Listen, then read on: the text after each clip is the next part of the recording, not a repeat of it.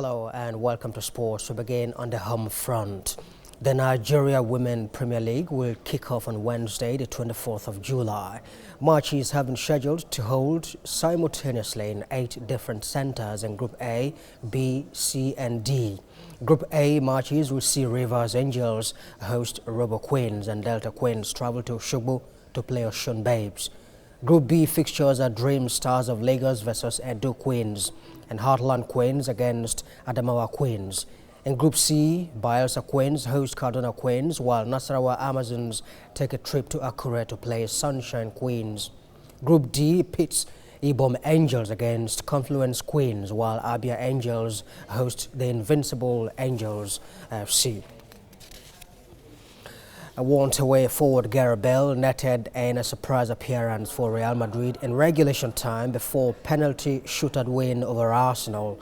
Alexander Lacazette fired Arsenal ahead from the sport before turning provider with a deft flick for Pierre-Emerick Aubameyang to grab a second on the break. In a 4-goal game where both teams were reduced to 10 men, it was Bale's impact from the bench that instead stole the headlines, with Welshman scoring 10 minutes after coming on. The Spanish midfielder Marcos Asensio made it 2-2 before Madrid went on to win on penalties.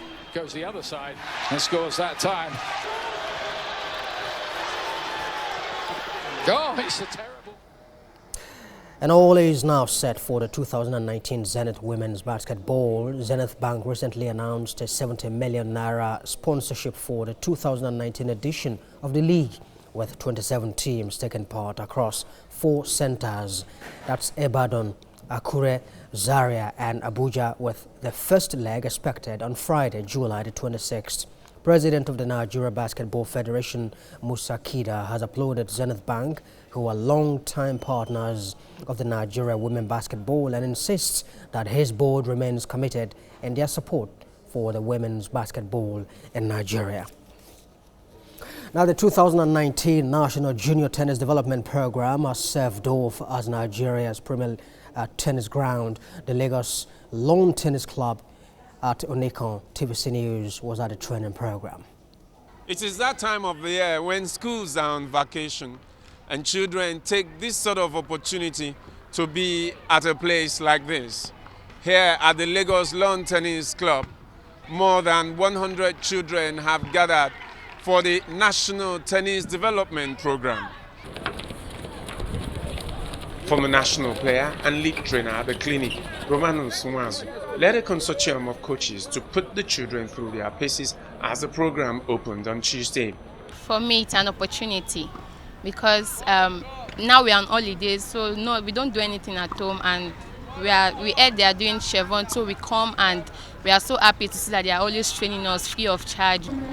My mind is committed to do it, to be the best in tennis I can be. We have been doing some techniques like the forehand, the backhand, the correction of the grip and everything.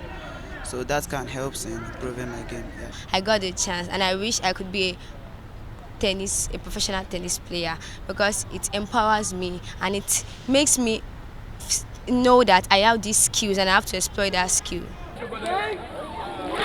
Over the course of 21 days, youngsters from ages 10 to 16 will be in training at 7 centers across the country. We are just here to introduce them to the basic skills. That is the forehand, the backhand, the overhead smash, the smash. First, before you start any match, you have to play. You have to serve.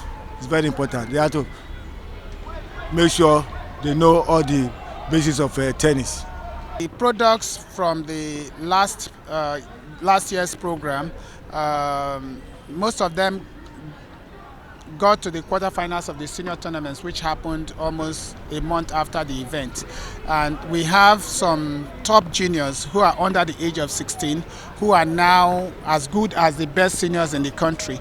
So the key is that if we can discover these children early, the best talents early, and isolate them and groom them, then we can position them to become world-class players. The training program put together by the International Tennis Academy, ITA, will also hold in Surulere and Lekki in Lagos, as well as in Akure, Abuja, Port Harcourt and Warri.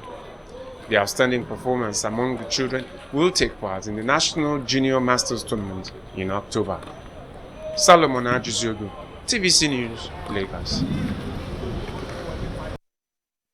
Is now the International Olympic Committee's Coordination Commission Chief, John Coates, has reassured that Turkey is fully on track to deliver the compact 2020 Olympics as it promised. Today marks 1 year until the opening ceremony in the almost completed national stadium, and organizers believe that they are on schedule to deliver the games. Around 3.2 million tickets were sold during the first domestic sales phase last month, surprising organizers so much so that their sales policy have now been amended. Organizers can draw from a pool of over 200,000 volunteers from the games, a further indication of the excitement building towards the game. Very pleased that the delivery of the games remains firmly on track.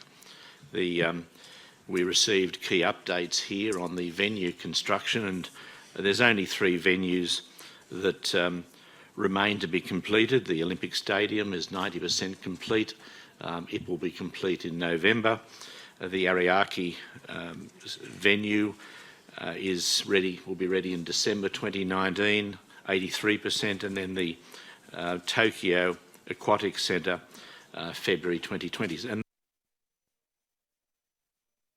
now, very sadly, Russian boxer Maxim Dadashev has died at the age of 28 following injuries sustained in his IBF light welterweight fight against Subriel Matias. Dadashev was reportedly unable to walk to the dressing room after his bout was stopped by trainer Buddy Magret at the end of the 11th round on Friday. He was hospitalized with bleeding on the brain and underwent emergency surgery but failed to recover. The Russian Boxing Federation says it has now opened an investigation as Dadashev's condition worsened, with doctors diagnosing a cerebral edema. USA-based Dadashev had won all of his previous 13 fights. With our sports now.